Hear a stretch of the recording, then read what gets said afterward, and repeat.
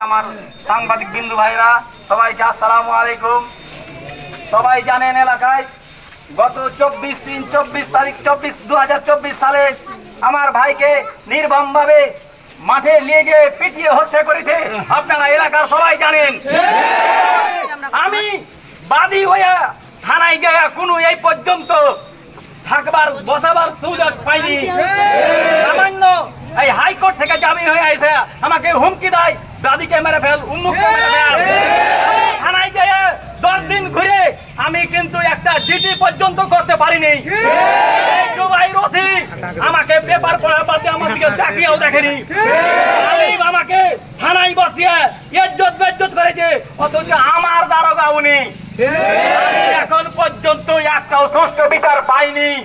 এখন পর্যন্ত আমার আসামিরাও গ্রেফতার হয়নি। এখন পর্যন্ত এই বাবর এই মতিন আমাকে হুমকি দেয়। আমি প্রশাসনিক ভাবে সিদ্ধান্ত নিয়েছি, আমি ইউনো স্যারের কাছে গেছি। ইউনো স্যার আমাকে বলেছে সম্পূর্ণ এলাকা কাগজপাতি এই আর্মি প্রশাসনের কাছে দেওয়া আছে, আপনারা সব ওখানে দিয়ে দিয়েছি। সেনাবাহিনীর সাথে যোগাযোগ করে এলাকার যতগুলো সন্ত্রাস আছে সবগুলোকে প্রতিহত করবে সেনাবাহিনী। আমার মামলার যেগুলো আসামি বাবর, মতিন, কাসিম এবং তরিক মাস্টার, জুয়েল, কাদির, কায়ুম, আমিরুল মাস্টার, রোহন এবং আনারুল বাবু, তারপরে এজাবুল সহ ওনার যত আওয়ামী লীগের, ছাত্রলীগ, যুবলীগ, যত ওনার সংগঠন সব নেতাকর্মী আছে, সবাই আমার ভাইকে নির্মম ভাবে পিতা হত্যা করেছে। একটা মানুষকে যদি কেউ গলা কেটে হত্যা করত এটা একরকম ছিল, কিন্তু আমরা দেখেছি, দেখবেন আপনারা এখানে ব্যানার লাগা আছে, সাউন্ড ব্যানার আছে, কিভাবে পিটিয়ে হত্যা করেছে। এর মতো জঘন্য অপরাধ কেউ হতে পারে না। আমি প্রতিবাদ বলতে চাই কড়া ভাষাতে, এই বাবরের নেতৃত্বে এখন পর্যন্ত আমার লোকজনকে, আমাকে সহ এলাকার এখনো হুমকি হামকি দিচ্ছে। এই সন্ত্রাসীরে এত বড় পাওয়ার আবার পাইলা খুঁটে নিজের ক্ষমতা ছেড়ে তো হাতি নাই বাড়িতে আবার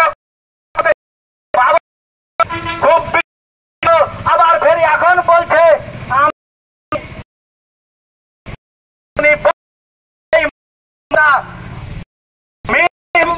কথা বলেছে আড্ডার বাজারে দাঁড়িয়ে এরকম কাউকে মারিনি, জয়নালকে পিটালছি। আর এই মাহমুদের বেটা আবার বলে, এই আজমের বেটা বলে যায় এই মঞ্চে যায় নিয়ামত করে যায় বলে আমরা কি বিএনপি লই, বলে বিএনপি লই, বিএনপি লই।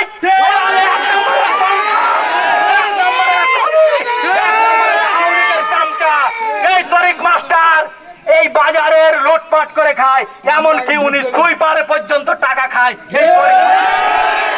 আপনারা সবাই জানেন এই গত কয়েকদিন আগে আর্মি প্রশাসনিক ভাইদের, সেনাবাহিনীর ভাইদের এমন ভুলভাল বুঝা ছিল আমাদের বিরুদ্ধে, সাথে আমাকে লাগছে পিটাইবে, এইরকম কান্নাকাটি করে আমি এসে বললাম স্যার এটা মিথ্যা কথা, উনি একটা মাস্টার মানুষ হতে পারে, কিন্তু উনি আমার নাম্বার উনি রাখা